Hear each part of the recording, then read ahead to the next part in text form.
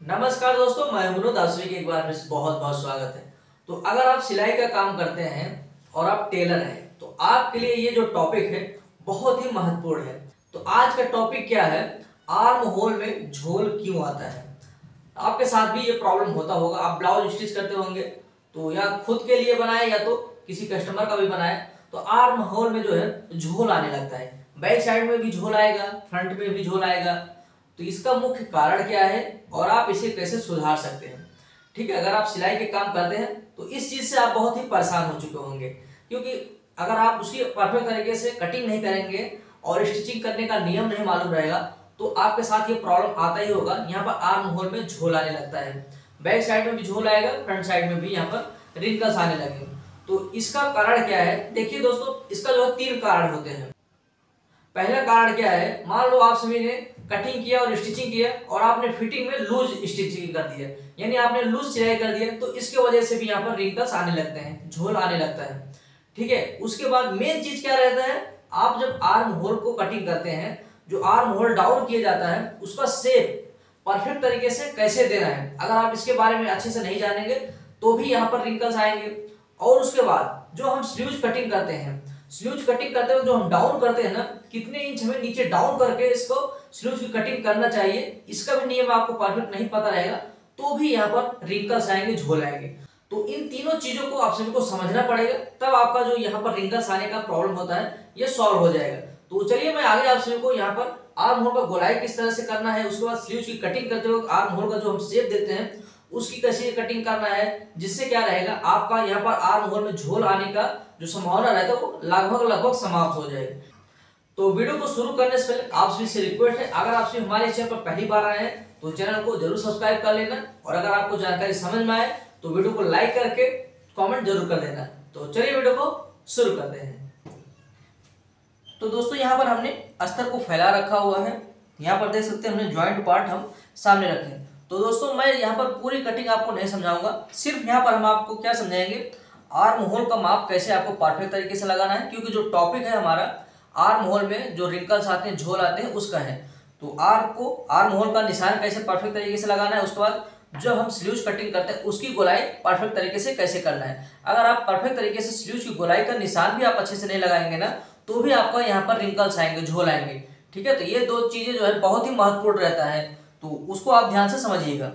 तो यहाँ पर सबसे पहले हम निशान लगा लेते हैं। जैसे कि हमारा ब्लाउज का लेंथ है 15 इंच, तो हम 1 इंच बढ़ा करके यहाँ पर 16 इंच पर निशान लगा लेंगे। तो ये हो गया हमारा लंबाई का माप। यहाँ पर हमारा कोई टॉपिक है नहीं, हम आएंगे यहाँ पर। तो गले की चौड़ाई का निशान हम लगा लेंगे कितना, 2 इंच, क्योंकि हम यहाँ पर जो ब्लाउज कटिंग कर रहे हैं इसमें हमें शोल्डर न उतरे, उसके लिए यहाँ पर हमें गले की चौड़ाई कम रखना है। ठीक है, तो यहाँ पर हम 2 इंच चौड़ाई रख लेंगे। उसके बाद शोल्डर को आप रख लेंगे कितना, 5.5 इंच। यहाँ से हम 5.5 इंच पर निशान लगा लेंगे और वही चीज हम यहाँ पर नीचे अप्लाई कर लेंगे। अब उसके बाद दोस्तों हम आ जाएंगे आर्म होल के माप में। तो जैसे कि हम यहाँ पर 35 साइज के ऊपर ये ब्लाउज कटिंग करेंगे, आर्म होल का माप आ जाएगा हमारा 5.25 इंच पर। ये देख सकते हैं, इस तरह से 5.25 इंच पर हमें निशान लगाना है और सीधा लाइन खींच देना है। तो ये हो गया हमारा निशान। अब आएंगे हम चेस्ट माप में। तो चेस्ट माप कितना है, 35 इंच। तो 35 का 1/4 हो जाता है 9.25 इंच। ये देख सकते हैं, 9.25 इंच पर हमें पहला निशान लगाना है और यहाँ से हम 2.25 इंच एक्स्ट्रा मार्जिन बढ़ा देंगे। ठीक है, कमर का माप भी हम लगा लेते हैं, उसके बाद यहाँ पर आपको समझाते हैं। कमर का माप 30 इंच है, तो 30 का 1/4 हो जाएगा 7.5 इंच। 7.5 इंच में हमें पहला निशान लगाना है, 1.25 इंच बढ़ाना है हम जो डॉट लगाते हैं उसके लिए। उसके बाद यहाँ से हम बढ़ाएंगे कितना, 2.25 इंच।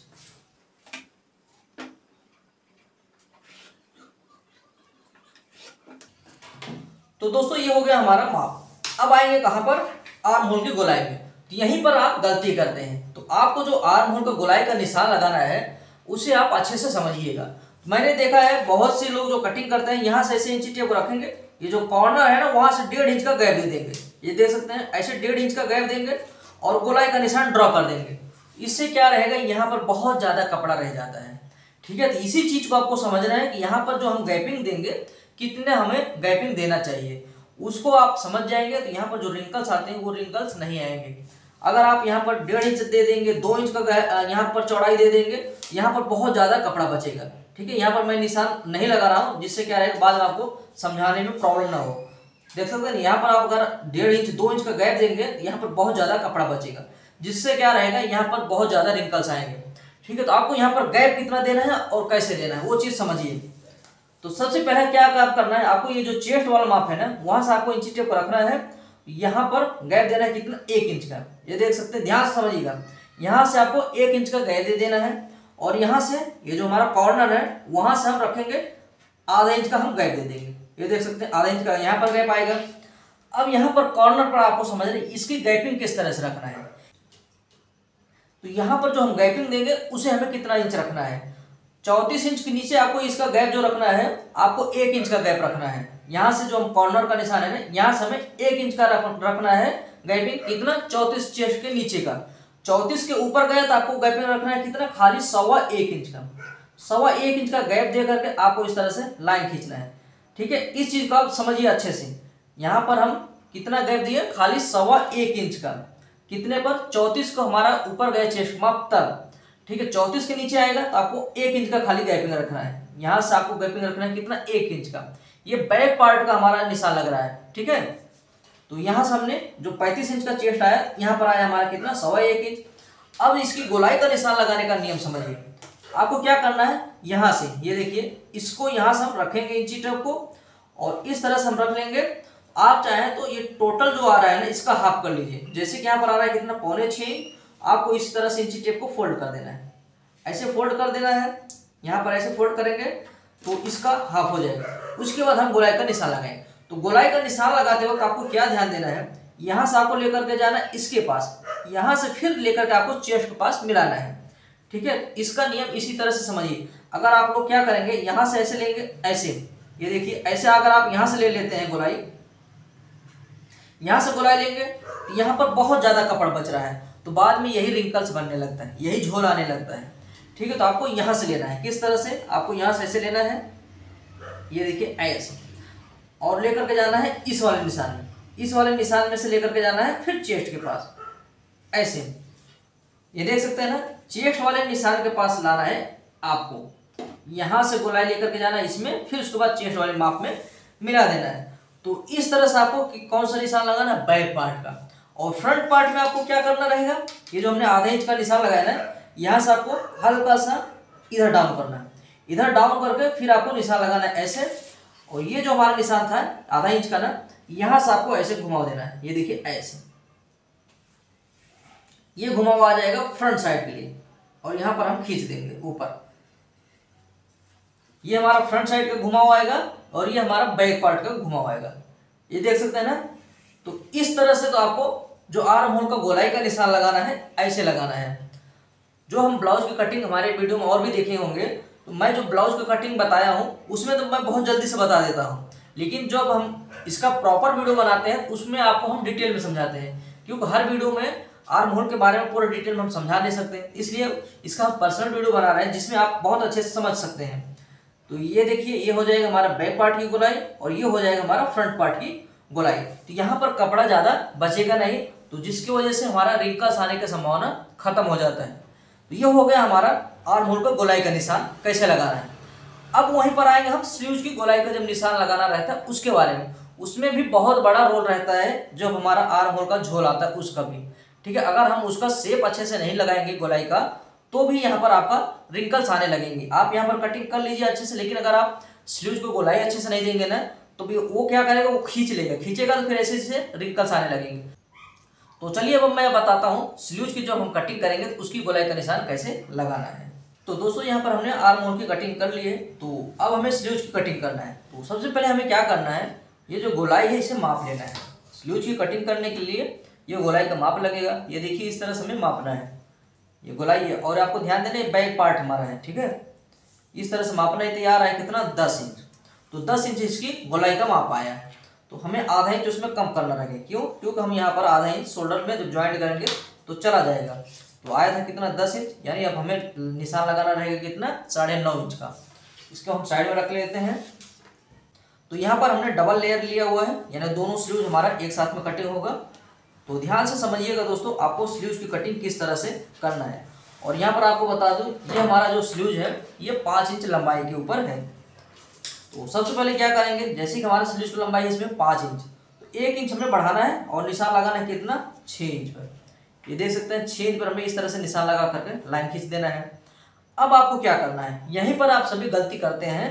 अगर आपको यहाँ पर इस तरह से निशान लगाना है तो आप लोग क्या करेंगे, 2 इंच इस तरह से डाउन करके यहाँ पर गोलाई का शेप दे देंगे, तो भी आपका यहाँ पर बहुत ज़्यादा झोल आएगा, यहाँ पर जो कपड़ा रहेगा बहुत ज़्यादा बचेगा। तो आपको यहाँ पर समझना है कि कितना नीचे हमें डाउन करना है, ये बहुत ही महत्वपूर्ण चीज़ें हैं।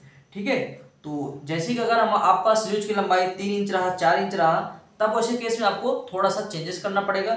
लेकिन 5 इंच रहा, 6 इंच रहा, 7 इंच रहा, तब ऐसे केस में आपको क्या करना है, ये देखिए इस तरह से हमें रखना है। और यहाँ से हम डायरेक्ट जैसे कि 6 इंच आया ना, हमें यहाँ पर 3.25 इंच नीचे डाउन करना है, 3.25 इंच हमें नीचे डाउन करना है और यहाँ से हमें सीधा लाइन खींच लेना है। तो 3.25 इंच नीचे डाउन करने के बाद अब हमें इस तरह से कर लेना है। देखिए यही अगर लंबी स्लीव्स रहता तब वैसे केस हम यहाँ पर 3.5 इंच, 3.25 इंच तक हम यहाँ पर डाउन करते हैं। लेकिन अगर आपका स्लीव्स की लंबाई 5 इंच रहा, 6 इंच रहा, 7 इंच रहा, तब ऐसे केस में आपको क्या करना है, यहाँ से आपको 3.25 इंच डाउन करके आपको सीधा लाइन करना है। और यहाँ पर देखना है आपको 2 इंच आपको एक निशान लगाना है, यहीं से हम आधा इंच नीचे डाउन कर देंगे। ये देखिए इस तरह से आधा इंच हमें डाउन कर लेना है। अब क्या करेंगे, ये जो हमारा आर्म होल का गोलाई था जो हमने मापा था कितना आया था 10 इंच, लेकिन उसमें हमें आधा इंच कम करना है, हो जाएगा 9.5 इंच। इस तरह से हम क्या करेंगे, तिरछा में रखना है और निशान लगाना है। यहाँ पर 1.25 इंच अंदर एक और निशान लगाना है। यहाँ से हमें क्या निशान लगाना है, मोहरी गोलाई जो हमारा स्लीव्स रहता है उसकी गोलाई है, इसमें कितना 12.5 इंच, तो इस तरह से हमें रखना है। 6.25 इंच पर निशान लगाना है और यहाँ से हम स्टम्प मार्जिंग देंगे। ये देख सकते हैं ये हो जाएगा हमारा स्लीव्स का गोलाई का निशान। तो गोलाई का निशान लगाने के लिए अब क्या करना है, ये देखिए यहाँ से आपको इंची टेप को रखना है, यहाँ पर भी आपको 1 इंच का गैप दे देना है, यहाँ से आपको 1 इंच का गैप देना है, यहाँ से आपने आधा इंच का गैप दिया है, तो आपको इस तरह से डाउन करना है। ये देखिए ऐसे ऐसे डाउन करते हुए यहाँ पर आना है। जैसे कि हमने ब्लाउज का जो हम आर्म होल डाउन कर रहे थे उसमें भी ऐसे ही किया था, तो सेम प्रोसेस ऐसे करना है, ऐसे यहाँ पर लाना है, मिला देना है। ठीक है, ऐसे यहाँ पर हमें उठाना है और इस तरह से हमें मिलाना है। तो ये देख सकते हैं ये जो हमारा गोलाई है बैक पार्ट की गोलाई है, लेकिन यहीं पर जब हम आपको फ्रंट पार्ट की गोलाई का निशान लगाना रहेगा हम क्या करेंगे, यहाँ से देखिए ऐसे करेंगे और यहीं से हम लगभग आधा इंच से ज़्यादा ही रहता है, हमें इस तरह से डाउन करना है और यहाँ पर मिलाना है। ये जो गोलाई रहेगा ये फ्रंट पार्ट का, ये जो गोलाई रहेगा ये बैक पार्ट का। इस तरह से आपको तो ये जो हमारा आर्म होल का गोलाई रहता है उसको डाउन करके निशान लगाना है। फिर मैं आपको बताता हूँ आपका जो आर्म होल में झोल आता है, रिंकल्स आता है, ये सारे रिंकल्स वाले प्रॉब्लम सॉल्व हो जाएंगे, बस आपको इस टेक्निक को अपनाना है। यहाँ पर कट लगा देना है, उसके बाद इसको फैला करके अब फ्रंट पार्ट की गोलाई का हमें निशान कटिंग कर लेना है। तो यहाँ पर कटिंग करने के बाद यहाँ पर आप कट लगा देना है, ये फ्रंट पार्ट हो जाएगा। तो यहाँ पर आपको मैं माप करके भी दिखा देता हूँ जो हमारा स्लीव्स कटिंग हुआ है या इसकी गोलाई परफेक्ट है कि नहीं। ये देख सकते हैं यहाँ पर आपको इस तरह से रखना है और गोलाई इसको माप लेना है, ऐसे हमें रखना है और इसकी गोलाई माप लेना है। तो यहाँ पर देख सकते हैं ये पूरा प्रॉपर मेजरमेंट में आया है। तो आप देख सकते हैं यहाँ पर किस तरह से हमारा डाउन दिखाई दे रहा है। तो आपको इसी तरह से स्लीव की कटिंग करना है और जो नियम मैं बताया आर्म होल की गोलाई में, इस नियम से आपको आर्म होल की गोलाई कटिंग करना है। तो आप इस नियम से कटिंग करेंगे तो मैं लगभग आपको गारंटी देता हूँ कि आपका जो आर्म होल में झोल आता है वो झोल आने की संभावना खत्म हो जाएगी। तो अगर आपको जानकारी समझ में आया हो, पसंद आया हो तो वीडियो को लाइक कर लीजिएगा, चैनल को नहीं सब्सक्राइब किया चैनल को भी सब्सक्राइब कर लीजिएगा और आप सभी चाहें तो कमेंट करके बता भी सकते हैं। तो चलिए मिलते हैं नेक्स्ट वीडियो में।